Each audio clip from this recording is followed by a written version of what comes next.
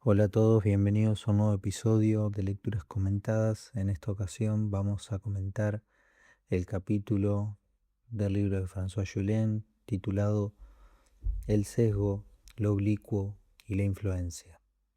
Bueno, el autor va a comenzar trayendo la problemática de pensar un procedimiento, una forma de desenvolverse, va a decir él, que no sea estandarizada, que no sea metódica en cuanto a prioris. Va a tratar de concebir un recorrido que sea riguroso, pero que no sea metódico, que no dependa de prescripciones, que no tenga que someterse a la tecné, pero que no por ello tenga que remitirse a la tiqué, es decir, a lo fortuito, a lo azaroso. ¿Qué margen de maniobra quedaría entre ambas? Sería la pregunta que inicia este planteo. Em, De nuevo, ¿no? Que no sea algo que implique cierta proyección de la situación, que en todo caso permita intervenir en ella, pero no desde una arbitrariedad o desde una irrupción, que en todo caso sea refractaria a la situación que sea dada, que no se aborde frontalmente, una palabra muy importante en este capítulo, mediante razonamientos que se rigen de antemano, que se proyectan y que implica una posición al respecto que está dada mediante una exterioridad, si se piensa en la relación, y va a acercar él una forma de abordar esto que llamará oblicua.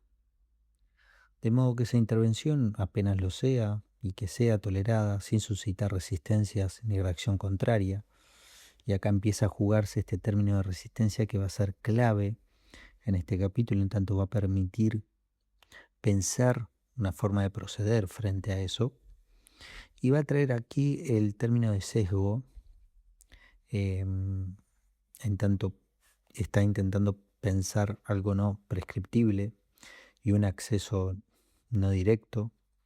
Sesgo se opone entonces al método, frente al método dotado de un prestigio por la ciencia y la filosofía.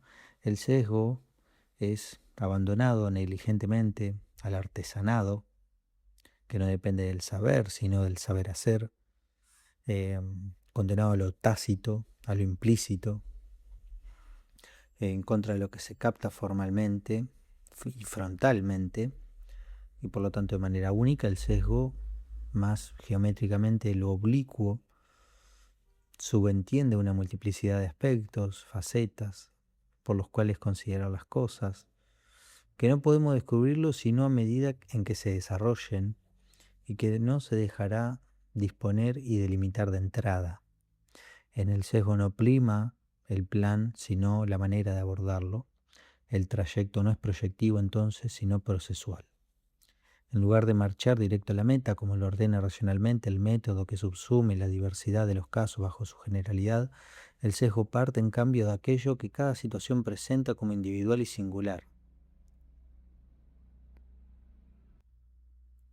para plantear la elección del punto de vista bajo el cual nuestra intervención puede ser exitosa por ser el más oportunamente adaptado. Lo que rige entonces es la disposición que reclama la disponibilidad. Recuerden esta disposición del primer capítulo, no la iniciativa y el proyecto del sujeto.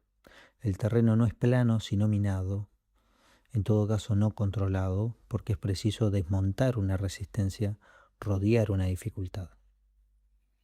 Aquí ven cómo retoma la idea de resistencia, el término de resistencia, pero al menos sabemos en psicoanálisis de qué se tratan las resistencias: aferrado al contenido reprimido, forzado al desvío para superar el obstáculo, tanto más difícil en la medida en que procede del inconsciente.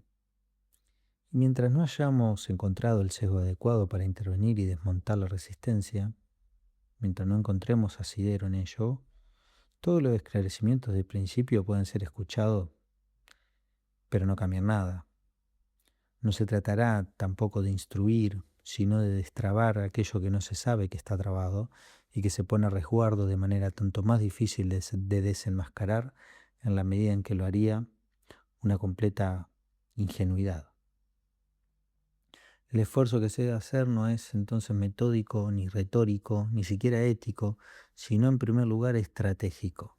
Aquí va a estar empezando a trabajarse la noción de lo estratégico, la noción de la resistencia, la noción en todo caso que pone en juego una transmisión, si se quiere, por lo que sesgo sería el término requerido cuando fallan a la vez el arte y el saber. ¿Podemos pensar el sesgo, se pregunta, de manera que no sea un último recurso limitado a lo empírico, sino que sea algo coherente y concentrado? Bueno, entonces se abre el apartado número 2, que empieza hablando de la estrategia frente al adversario, que es la resistencia del síntoma. Deberá en primer lugar tomarse en sentido propio. ¿Cómo convertirla en un concepto? China, por su parte, se ha mostrado particularmente hábil para pensar la estrategia, no tanto porque se hicieran continuamente guerras, porque guerras hubo en todos lados, sino porque la guerra en China desarrolló un pensamiento en base a una polaridad de opuestos complementarios en interacción, los famosos yin y yang, que responden a la esencia de la guerra y definen su condición, donde los adversarios son interdependientes uno del otro. Esto también explica que el pensamiento clásico europeo, que parte de un sujeto autónomo, haya tenido dificultades para pensar la estrategia, excepto recurriendo, que es en parte su fracaso, a la modelización, al plan de guerra, que es un poco en relación a lo metódico y a lo estandarizado. Creemos en Sun Tzu, que entiendo es el autor del arte de la guerra y que sirve de concepto básico para pensar la estrategia, que el encuentro se realiza de frente, pero que la victoria se obtiene de soslayo.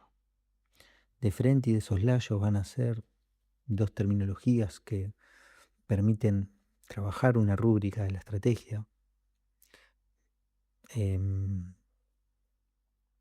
De soslayo hace referencia a lo oblicuo, a lo imprevisto. De frente pone en juego el cara a cara.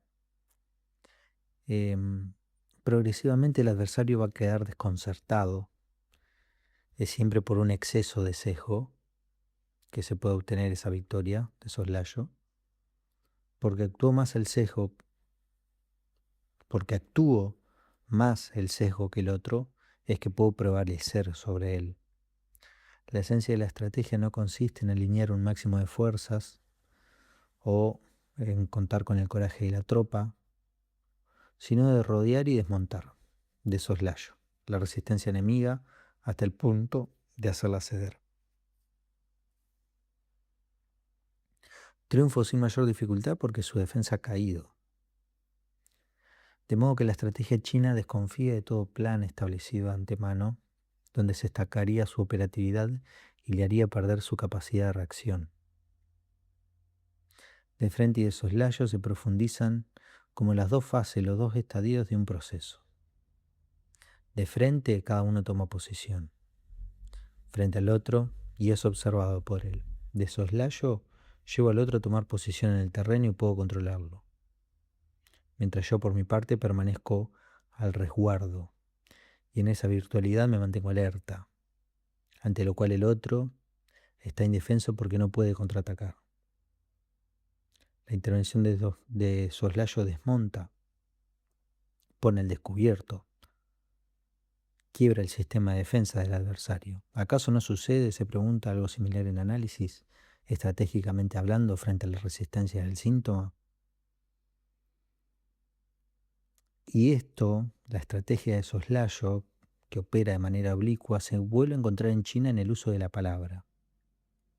Y aquí va a traer la figura del maestro, tomando referencia de Confucio. Va a decir que el maestro no interviene sino puntual y mínimamente, evitando la frontalidad. Una vez que se ha dado cuenta que la mente del otro es receptiva, basta entonces dejar salir una palabra de soslayo acerca de cualquier cosa que se presente, y entonces el otro, intrigado, desconcertado, desamparado, ceda y realice lo que corresponde al camino. El maestro entonces no enseña, antes que prodigar su palabra, se contenta con dar un coscorrón, con producir una sacudida para ayudar o más bien para incitar al otro a que salga de la posición en la cual se ha estancado.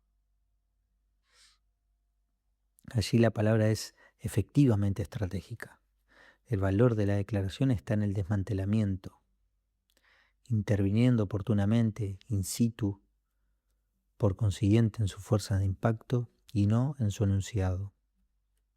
Lo propio de la palabra del maestro es caer en el momento justo y calar hondo. Su función, absteniéndose de explayarse, es incitar. Cita aquí a un poeta oriental que afirma que el maestro lo dirige pero no lo arrastra por la fuerza. Lo incita al esfuerzo pero no lo obliga.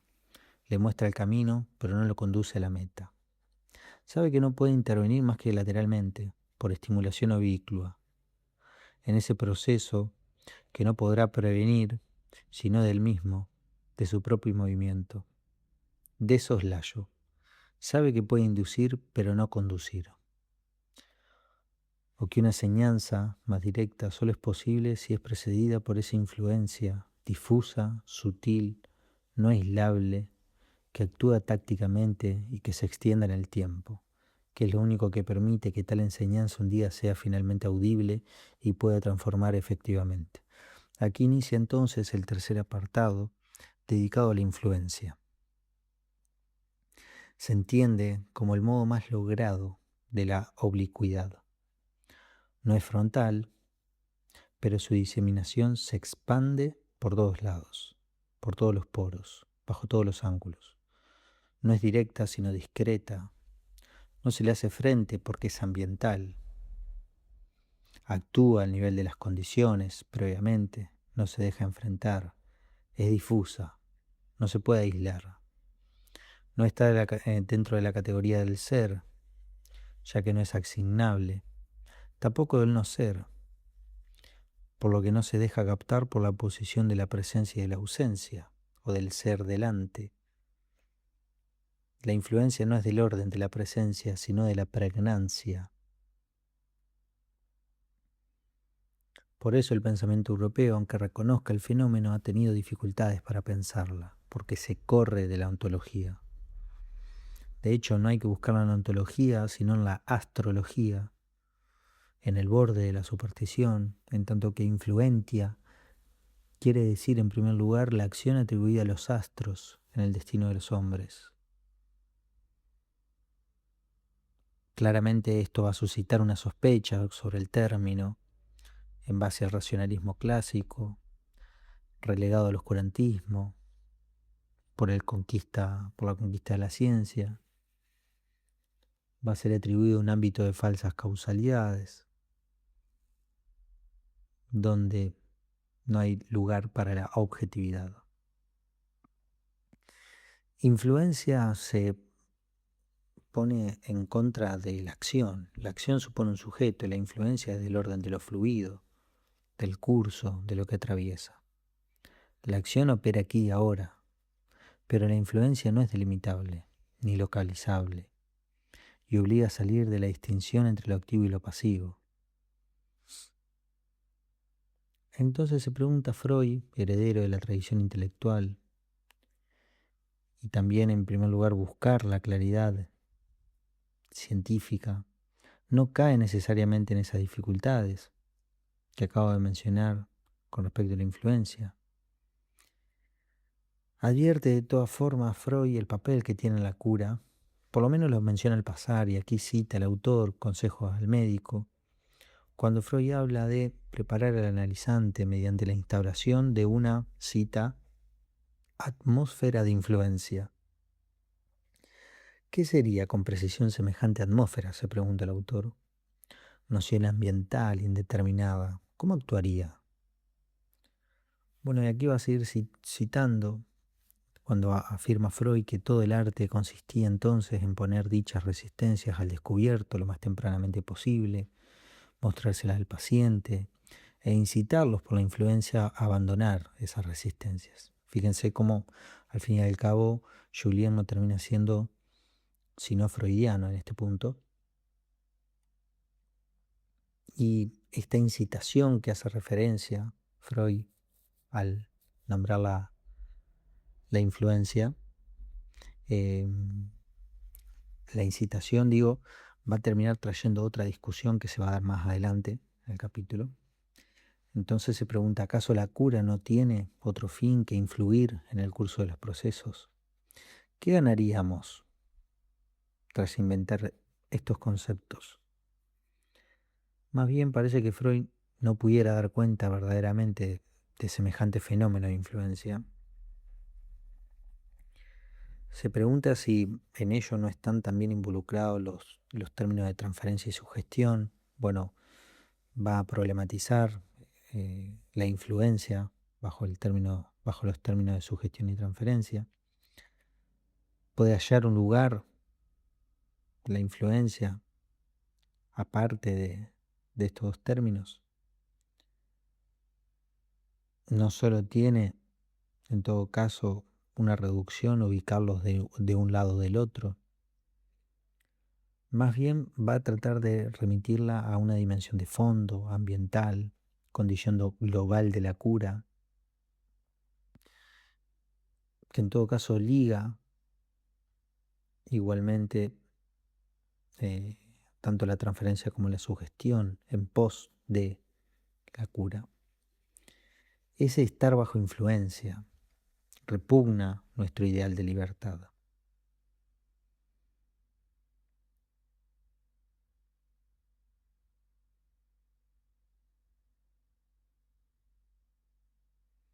Sin duda es preciso, va a decir, sacar la noción de influencia de las tenazas de lo que llamará la ideología occidental, despojándola de toda consistencia ontológica, a la vez rechazada por el racionalismo explicativo de la ciencia, para llegar a entenderla finalmente en relación con los procesos, como lo decía Freud, y pensarla con aires renovados.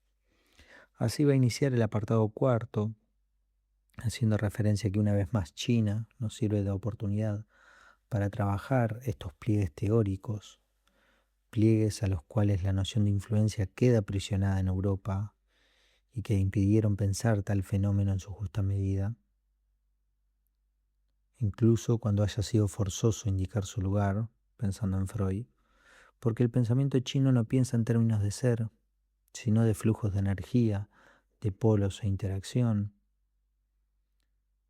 más bien en términos de continuación o de modificación, de pasajes que comunican, de transiciones, porque su gramática se desconoce la distinción morfológica de los modos activos y pasivos, ya lo estuvimos comentando, porque en su física la noción de ecuadistancia y de resonancia mutua equivalen a la causalidad, salvo, dice el autor, en los moístas. China desarrolló tempranamente una aguda inteligencia sobre los fenómenos magnéticos, a diferencia de Occidente. Y porque reconoció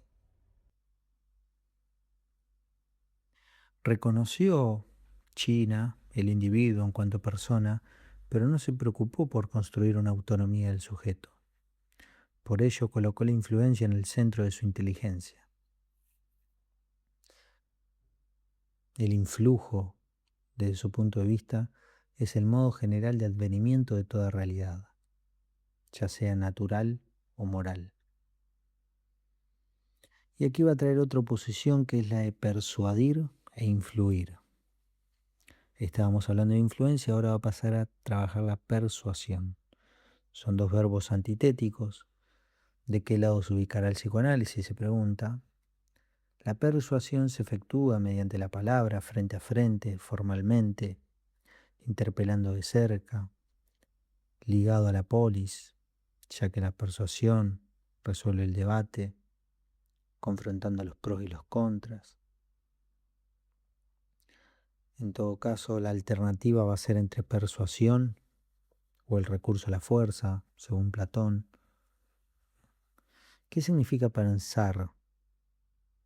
En efecto, sino desarrollar un determinado curso de la reflexión que produce la autoadhesión y se encuentra garantizado por ella. Persuadir no deja de poseer cierta ambigüedad. Influir y persuadir no pueden realizarse ninguno de los dos en el momento. Ambos implican un desarrollo, implican tiempo, pero uno de ellos exige un consentimiento deliberado, mientras que la influencia se efectúa imperceptiblemente, sin que se advierta. Incluso la influencia será más atrapante en la medida en que no percibimos que se está produciendo. Persuadir funciona de punta a punta, bajo la mira y la presión de una palabra ajustada. Influir no es más que insinuar. La palabra allí es difusa. No interviene. Un hecho que habla por sí mismo es que China no reconoció la figura del orador ni desarrolló una retórica como arte de la persuasión, donde sí lo hizo la cultura antigua en Europa. Más bien concibió la palabra a imagen del viento, haciendo otra vez referencia al influjo discreto. Empezó a pensar la palabra poética. El viento pasa imperceptiblemente, pero sus efectos son sensibles. A su paso, las hierbas se inclinan. Pensemos también en referencias al viento en poetas latinoamericanos. Esta virtud de la palabra poética es comprendida muy tempranamente en China como la virtud del habla política, a la cual le corresponde desde lo alto hacia lo bajo de la sociedad influir favorablemente al pueblo a manera de un viento clemente a partir de la ejemplaridad del príncipe. No hay duda entonces que éste no impregne con su moralidad. Bueno, el analista estaría en otra posición, ¿no? No buscaría impregnar una moralidad, tampoco un ideal de analista. De manera general, valen más palabras que se infiltren, que modifiquen con suavidad ambiental y sin forzar, antes que palabras que busquen decididamente su objeto y que quieran ordenar. Entonces empieza a jugar una temporalidad, una proximidad que se desarrolla, una presencia compartida en la duración, en los encuentros, y que se desprende por atmósfera, por pregnancia, una modificación progresiva, tanto del juicio como de la conducta, que llega hasta la inversión. Fíjense ustedes, pensar la situación de análisis, el trayecto de un análisis. ¿Qué es lo que actúa en esa relación? Bueno, es el tiempo, no un tiempo frente a frente, sino el tiempo que permite la relación de soslayo. Vuelve otra vez sobre eso. La trayectoria del sesgo dispone de un recorrido más largo, tolera los desvíos, acepta los meandros, es menos agresiva, permite más juego. Puesto que no interviene, nada resulta forzado, la evolución llega por sí misma, mediante un autodesarrollo, y es efectivamente benéfica. Ahora bien, se pregunta el autor, ¿de qué lado se ubicaría el psicoanálisis? ¿Piensa en persuadir o en influir?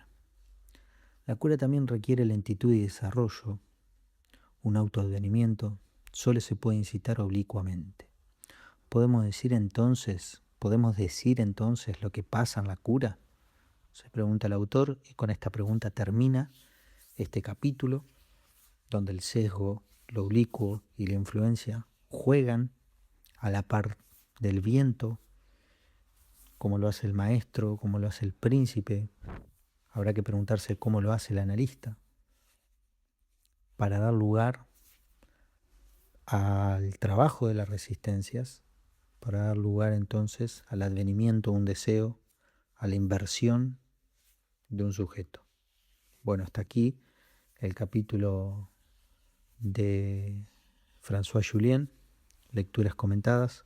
Espero que les haya gustado. pueden dejar en comentarios sus opiniones, sus ocurrencias. Los invito a que sigamos estas lecturas comentadas. El siguiente capítulo será desfijación.